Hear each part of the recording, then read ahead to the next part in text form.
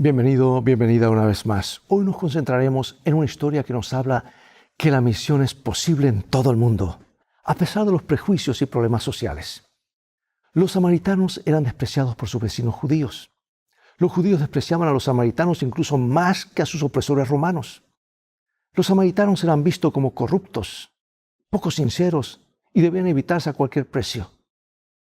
Por eso los viajeros de las regiones de Galilea evitaron la ruta más corta a Jerusalén, vía Samaria, y en cambio se desviaron por Perea, tomando la ruta más larga hacia la ciudad.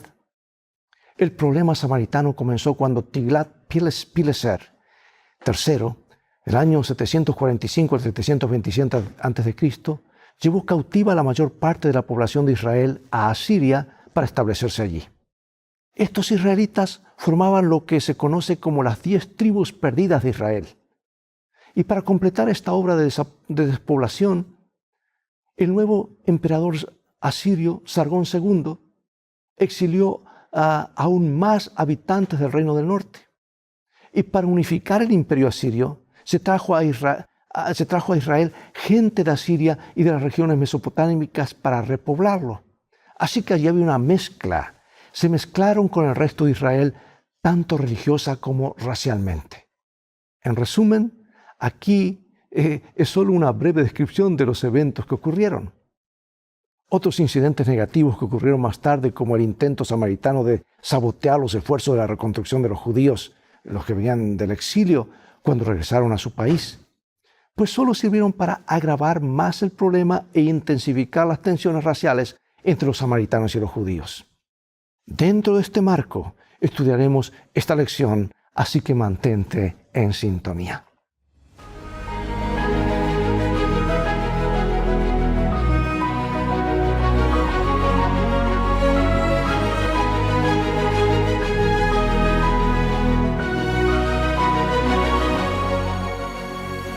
Este versículo es revelador y nos habla de la misión a todo el mundo. Juan 4:42. Y decían a la mujer: ya no creemos solamente por tu dicho, porque nosotros mismos hemos oído y sabemos que verdaderamente este es el Salvador del mundo, el Cristo. ¿Quiénes eran los samaritanos? Israel, el reino del norte, fue llevado cautivo, como dije, por los asirios en el año 722 a.C., para crear estabilidad política. Y los asirios dispersaron a sus cautivos por todo su imperio. Asimismo, cautivos de otras naciones fueron llevados a repoblar el reino del norte. Y la población mixta resultante fueron los samaritanos, quienes practicaban su propia forma de judaísmo. Sin embargo, las relaciones entre ellos y los judíos no eran buenas para nada. Por ejemplo, los samaritanos se opusieron a la reconstrucción del templo, como vimos cuando los judíos regresaron de Babilonia. Los samaritanos, mientras tanto, habían construido su propio templo en el monte Gerizim, y eso era una afrenta para los judíos. Pero ese templo fue destruido por el gobernante judío Juan Hircano en el año 128 a.C. Y en la época de Cristo, esta animosidad continuaba. Los judíos evitaban Samaria en la medida de lo posible. Aunque las relaciones comerciales eran posibles, cualquier otro tipo de interacción era un tabú. Los judíos no pedían nada prestado a los samaritanos ni recibían favores de ellos. Y en este contexto, Juan narra el encuentro entre Jesús, la mujer junto al pozo y los habitantes de la ciudad samaritana de Sicar. Veamos, ¿cuál fue el trasfondo que llevó a Jesús a pasar por Samaria? Vamos a San Juan 4, esta hermosa historia. Cuando pues el Señor entendió que los fariseos habían oído decir: Jesús hace y bautiza más discípulos que Juan, aunque Jesús no bautizaba sino sus discípulos, salió de Judea y se fue otra vez a Galilea. Y le era necesario pasar por Samaria. Los fariseos descubrieron que los discípulos de Jesús bautizaban a más gente que Juan el Bautista, que los de Juan el Bautista. Y esta situación podía crear tensiones entre los seguidores de Juan y los de Jesús. Y los discípulos de Juan, como es natural, eran celosos de la reputación y el estatus de su maestro. La impresionante respuesta de Juan fue que él debía disminuir, pero Jesús debía crecer. Y probablemente para evitar la confrontación, Jesús abandonó Judea para dirigirse a Galilea. Samaria ofrecía la ruta más directa entre esos dos lugares, pero no era la única posible.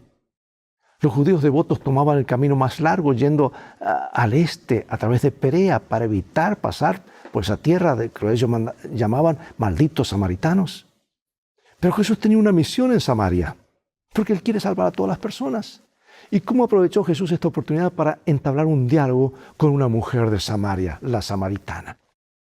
Vino pues a una ciudad de Samaria llamada Sicar, junto a la heredad que Jacob dio a su hijo José. Y estaba allí en el pozo de Jacob.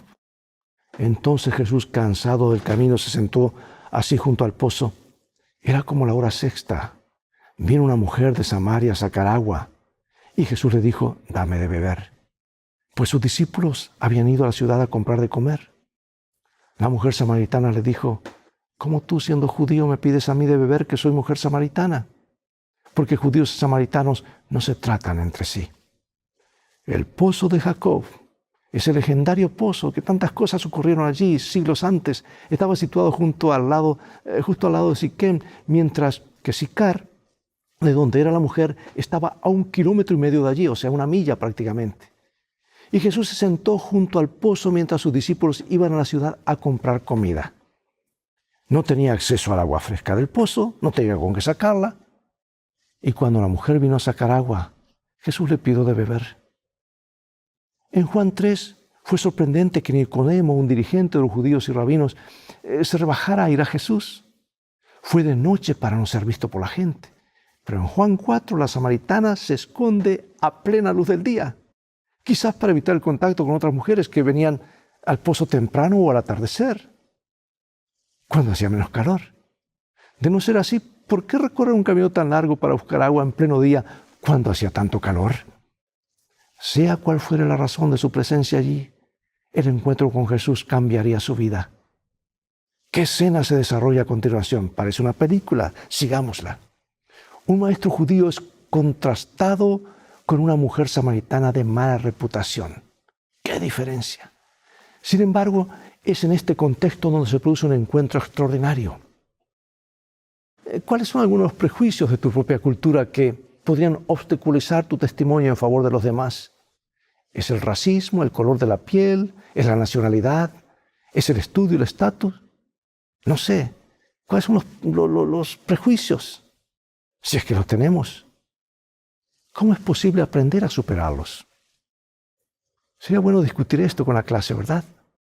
Sigamos con este maravilloso relato. ¿Cómo aprovecha Jesús este encuentro para empezar a dar testimonio a esta mujer? Aquí está. Vino una mujer de Samaria a sacar agua y Jesús le dijo, dame de beber, pues sus discípulos habían ido a la ciudad a comprar de comer. La mujer samaritana le dijo, ¿cómo tú, siendo judío, me pides a mí de beber, que soy mujer samaritana? Porque judíos y samaritanos no se tratan entre sí. Respondió Jesús y le dijo, si conocieras el don de Dios, ¿y quién es el que te dice, dame de beber? Tú le pedirías y él te daría agua viva. La mujer dijo, Señor, no tienes con qué sacarla y el pozo es hondo, ¿de dónde pues tienes el agua viva? ¿Acaso eres tú mayor que nuestro padre Jacob, que nos dio este pozo, del cual bebieron él, sus hijos y sus ganados? Respondió Jesús y le dijo, cualquiera que bebiere de esta agua volverá a tener sed, mas el que bebiere del agua que yo le daré no tendrá sed jamás, sino que el agua que yo le daré será en él una fuente de agua que salte para vida eterna. La mujer le dijo, Señor, dame esa agua para que ella no tenga sed, ni venga aquí a sacarla. Deseado todas las gentes nos habla acerca de esto y comenta así. El odio que reinaba entre los judíos y los samaritanos impidió a la mujer ofrecer un favor a Jesús. Pero el Salvador estaba tratando de hallar la llave de su corazón. Y con el tacto nacido del amor divino, Él no ofreció un favor, sino que lo pidió. El ofrecimiento de un favor podría haber sido rechazado, pero la confianza despierta confianza. Como en su encuentro con Nicodemo, ¿verdad? Jesús sabe lo que hay en el corazón de los demás. Y en respuesta a la sorpresa de la mujer de que un judío pidiera tal favor a un samaritano, Jesús va directamente al grano. Si conocieras el don de Dios, ¿y quién es el que te dice, dame de beber? Tú le pedirías a él y él te daría agua viva. La respuesta de la mujer fue como la de Nicodemo en el contexto de un nuevo nacimiento. ¿Cómo puede suceder esto? Preguntó: Señor, no tienes con qué sacarla y el pozo es hondo. ¿De dónde pues tienes agua viva? En ambos casos, Jesús le estaba indicando a un prominente maestro judío y a una mujer samaritana de dudosa reputación las verdades espirituales trascendentes que cada uno necesitaba oír y entender.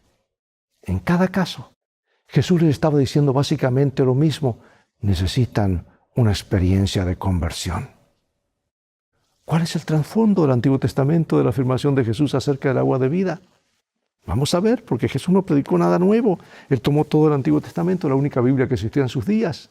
Veamos aquí Jeremías y Zacarías. Porque dos males ha hecho mi pueblo: me dejaron a mí fuente de agua viva y cavaron para sí cisternas rotas que no retienen agua. Acontecerá también en aquel día que saldrán de Jerusalén aguas vivas, la mitad de ellas hacia el mar oriental y la otra mitad hacia el mar occidental, en verano y en invierno. El agua es necesaria para la vida. Los seres humanos no podemos existir sin ella, por lo que también puede ser una imagen poderosa y apropiada de la vida eterna. Por eso dice Jesús: el que beba del agua que yo le daré no tendrá sed jamás, sino que el agua que yo le daré será en él un manantial que brotará para vida eterna. ¿Qué nos dice Jesús en estos versículos y cómo podemos experimentar lo que nos promete? Veamos. El último y gran día de la fiesta, Jesús se puso en pie y alzó la voz diciendo: si alguno tiene sed, venga a mí y beba. El que cree en mí, como dice la Escritura, de su interior correrán ríos de agua viva. Palabras profundas que se aplican tanto a la mujer samaritana como a cada ser humano que ha venido a este planeta. Leamos esta hermosa promesa de Ezequiel capítulo 36. Esparciré sobre vosotros agua limpia y seréis limpiados de todas vuestras inmundicias, y de todos vuestros ídolos os limpiaré. Os daré corazón nuevo y pondré espíritu nuevo dentro de vosotros, y quitaré de vuestra carne el corazón de piedra y os daré un corazón de carne. Y pondré dentro de vosotros mi espíritu y haré que andéis en mis estatutos y guardéis mis preceptos y los pongáis por obras. ¿De qué manera reflejan estos versículos las verdades que Jesús trata de comunicar a Nicodemo y a la mujer junto al pozo? En ambos casos Jesús procuraba alcanzar a estas personas con verdades espirituales, aunque su ilustración es del mundo natural para hacerlo. Ninguna de las dos personas entendió en un principio lo que Jesús quería decir. ¿Cómo un hombre puede nacer de nuevo?, preguntó Nicodemo. Es decir, ¿cómo puede volver al vientre de su madre? Porque Nicodemo pensaba en términos mundanos, terrenales, aunque Jesús le estaba señalando claramente la verdad espiritual. Y aquí tenemos una mujer que interpretó también las palabras de Jesús acerca del agua en un sentido literal, a pesar de que Jesús estaba hablando claramente de algo espiritual. La respuesta de la mujer al ofrecimiento del agua viva por parte de Jesús fue: Señor, dame de esa agua para que yo no tenga sed ni venga aquí a sacarla. Razonó que el agua que Jesús ofrecía le evitaría los viajes al pozo, reduciendo así el riesgo de enfrentarse a otros. Y llama la atención el rápido giro de la conversación del pedido de agua por parte de Jesús a la solicitud de ella. ¿Cómo respondió Jesús a la petición de la mujer? Aquí está. Jesús le dijo: ve, llama a tu marido y ven acá. Jesús cambia súbitamente el tema de la conversación y pide a la mujer que vaya a llamar a su marido y vuelva. ¿A qué se debe este repentino cambio de tema? Las acciones de la mujer denotaban evasión. Jesús pudo leer su corazón. Ella debía afrontar su situación para ser sanada de su condición. Lee otro párrafo inspirado del libro Deseado de toda la gente, es maravilloso. Antes que esa alma pudiese recibir el don que él anhelaba concederle, debía ser inducida a reconocer su pecado y su Salvador. ¡Qué maravilloso! Jesús lee el corazón, lee tu corazón y el mío, el de cada persona. ¿Y qué hizo Jesús para mostrar a esta mujer que conocía sus secretos más profundos? ¿Y cómo respondió ella? Jesús le dijo: ve, llama a tu marido y ven acá. Y respondió la mujer y dijo, no tengo marido. Jesús le dijo, bien has dicho, no tengo marido, porque 5 maridos has tenido, y el que ahora tienes no es tu marido. Esto has dicho con verdad. Le dijo la mujer, Señor, me parece que tú eres profeta. Nuestros padres adoraron este monte, y vosotros decís que en Jerusalén es el lugar de donde se debe adorar.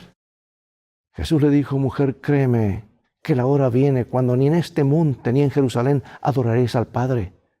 Vosotros adoráis lo que no sabéis. Nosotros adoramos lo que sabemos, porque la salvación viene de los judíos.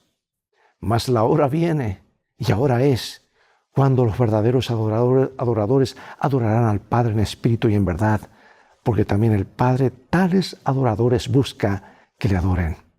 Dios es espíritu, y los que le adoran en espíritu y en verdad es necesario que le adoren. Pero la luz era demasiado cegadora para mirarla directamente. Aunque reconoce a Jesús como profeta, la mujer vuelve a practicar la evasión. Plantea a Jesús una cuestión de controversia religiosa entre los judíos y samaritanos, el lugar adecuado para el culto.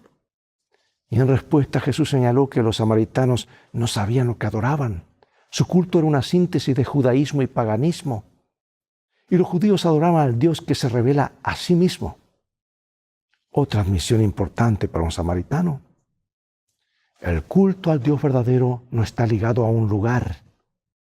La discusión, por lo tanto, acerca del lugar de adoración era irrelevante, puesto que Dios es espíritu, quienes lo adoran deben hacerlo en espíritu y en verdad.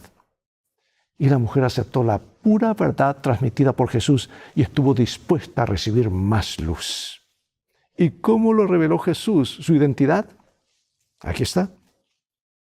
Le dijo, mujer, sé que ha de venir el Mesías. Le dijo la mujer, sé que ha de venir el Mesías llamado el Cristo. Cuando Él venga nos declarará todas las cosas. Jesús le dijo, yo soy el que habla contigo. ¿Sabes que este es el único pasaje en los cuatro evangelios donde Jesús dijo claramente a alguien que Él era el Mesías antes de su juicio? No lo hizo una gran multitud o a un personaje importante, sino a una anónima y solitaria mujer samaritana junto al pozo de Jacob. Él se interesa por cualquier alma que se siente apartada y sola. Y así Jesús revela abiertamente quién es a esta mujer extranjera y de condición moral bastante cuestionable. Y tras mostrarle que conoce sus secretos más oscuros, le dio una gran razón para creer en Él. Pregunto qué debería decirnos esta historia acerca de por qué el Evangelio debe derribar las barreras que los seres humanos creamos entre nosotros. ¿Y cuántas barreras creamos, verdad? La conversación de Jesús con la mujer se ve interrumpida por la llegada de los discípulos, que quedaron asombrados. Aunque les sorprendió que hablara con una mujer, no le preguntaron la razón. Lo instan a comer. La mujer, mientras tanto, dejó su cántaro de agua y corrió hacia la ciudad para compartir con otros lo que acababa de experimentar con Jesús. ¿Y qué sucedió después de este encuentro y qué enseña acerca de cómo se puede difundir el Evangelio y cómo es posible la misión a todo el mundo, a unos lugares más difíciles y al mismo tiempo donde hay prejuicios? Juan 4, 30 al 42. Entonces salieron de la ciudad y vinieron a él. Entre tanto los discípulos le rogaban diciendo, Rabí, come. Él les dijo, yo tengo una comida que comer que vosotros no sabéis. Entonces los discípulos decían unos a otros, ¿le habrá traído a alguien de comer? Jesús le dijo, mi comida es que haga la voluntad del que me envió y que acabe su obra. ¿No decís vosotros, aún faltan 4 meses para que llegue la siega? Y aquí os digo, alzad vuestros ojos y mirad los campos porque ya están blancos para la siega. Y el que siega recibe salario y recoge fruto para vida eterna, para que el que siembra goce juntamente con el que siega. Porque en esto es verdadero el dicho, uno es el que siembra y otro es el que siega. Yo os he enviado a segar lo que vosotros no labrasteis, otros labraron y vosotros habéis entrado en sus labores. Y muchos de los samaritanos de aquella ciudad creyeron en él por la palabra de la mujer que daba testimonio diciendo, me dijo todo lo que he hecho. Entonces vinieron los samaritanos a él y le rogaron que se quedase con ellos y se quedó allí 2 días. Y creyeron muchos más por la palabra de él y decían a la mujer, Ya no creemos solamente por tu dicho, porque nosotros mismos hemos oído y sabemos que verdaderamente este es el Salvador del mundo, el Cristo. ¡Qué testimonio, qué historia! Parece extraño que la narración de Jesús acerca de una cosecha interrumpa el relato de la conversión de muchos en la ciudad. Pero Juan quiere que veamos cómo entendió Jesús lo que estaba sucediendo. Porque compartir el plan de salvación con una mujer samaritana era mucho más importante para él que comer. Llevar a las almas a la salvación era su propósito, y aprovechó esta ocasión para enseñar a sus discípulos la urgencia de compartir el Evangelio con todas las personas, incluso con las que no eran como ellos. Hay muchos puntos culminantes en el Evangelio de Juan. Sin duda, este es uno de ellos. Muchos de los samaritanos creyeron debido al testimonio de la mujer que afirmó: me dijo todo lo que hice. Y los samaritanos pidieron a Jesús que se quedara con ellos. Y el resultado fue que muchos más creyeron gracias a la palabra de Jesús. Y decía la mujer: ya no creemos solo por tu palabra, sino porque nosotros mismos lo hemos oído y sabemos que en verdad este es el Salvador del mundo. ¿Qué nos dice esta historia acerca de cuán poderoso puede ser el testimonio de una sola persona? Nunca disminuyas o pienses que es un poquito, una sola persona, un alma que es ganada en esa campaña de evangelismo, o con ese estudio bíblico, con ese grupo pequeño. Cada persona es importante y puede ser lo que detone todo lo demás para que miles sean alcanzados. ¿Cuán poderoso es tu testimonio acerca de lo que Jesús hizo en tu vida? Tú puedes replicar lo que pasó con la mujer de Samaria, ir y contar a otros, para que vayan a Jesús. Y cuando Jesús les enseña a través de su palabra, miles responderán. Yo quiero finalizar con esta hermosa cita de Elena de White en el libro de Deseado a toda la gente, página 166, que nos dice: tan pronto como halló al Salvador, la mujer samaritana trajo a otros a él. Demostró ser una misionera más eficaz que los propios discípulos. Ellos no vieron en Samaria indicios de que era un campo alentador. Tenían sus pensamientos fijos en una gran obra futura y no vieron que en derredor de sí había una mies que cegar. Pero por medio de la mujer a quien ellos despreciaron, toda una ciudad llegó a oír al Salvador. Ella llevó enseguida la luz a sus compatriotas. Esta mujer representa la obra de una fe práctica en Cristo. Cada verdadero discípulo nace en el reino de Dios como un misionero. El que bebe del agua viva llega a ser una fuente de vida. El que recibe llega a ser un dador. La gracia de Cristo en el alma es como un manantial en el desierto, cuyas aguas brotan para refrescar a todos y da a quienes están por perecer avidez de beber el agua de vida. Hermano y hermana, amigo y amiga, que esa sea tu experiencia y mi experiencia. Oremos. Padre Celestial, gracias por esta historia, que nos enseña que sí, la misión es posible en todo el mundo. Por testimonio de una persona, ocurrió en el primer siglo, ocurrirá en el siglo final. Queremos ser esas personas que testifiquen de ti, de tu amor, de nuestro encuentro contigo. Bendícenos como iglesia, pero en especial como individuos, para que de esta manera podamos hacer brillar nuestra luz y que muchos más se unan a Jesús, a su pueblo, y estén listos cuando Jesús regrese. Gracias por escucharnos, por bendecirnos como clase y como individuos. En el nombre de Jesús oramos. Amén. Bien, amigos, llegó el momento de despedirnos, se nos acabó el tiempo. Será hasta un próximo programa de Lecciones de Vida o Lecciones de Escuela Sabática. Invita a otros a sintonizar y transfórmate tú en un canal de bendiciones. Mientras tanto, Dios te bendiga y te guarde. Y recuerda, tú vales mucho para Jesús. Él te ama más de lo que puedes imaginar. Y en el viaje de la vida, las cosas van a terminar bien si hacemos de los principios de la Biblia nuestro GPS y a Jesús como nuestro guía. Maranatá, Dios te bendiga.